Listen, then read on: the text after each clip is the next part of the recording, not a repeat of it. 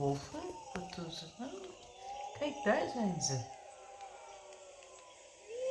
Kijk eens.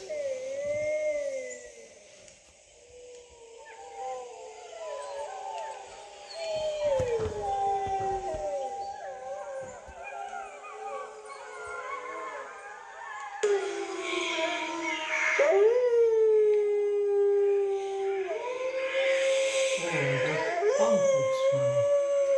Kijk, als is stuurt die bal.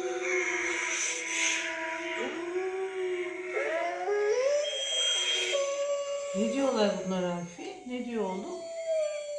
Ha? Ne diyorlar?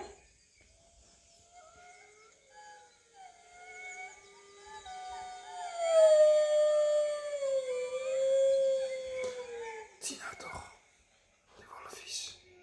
Hij begrijpt de taal volgens mij. Ja, Alfi, wat is er oğlum?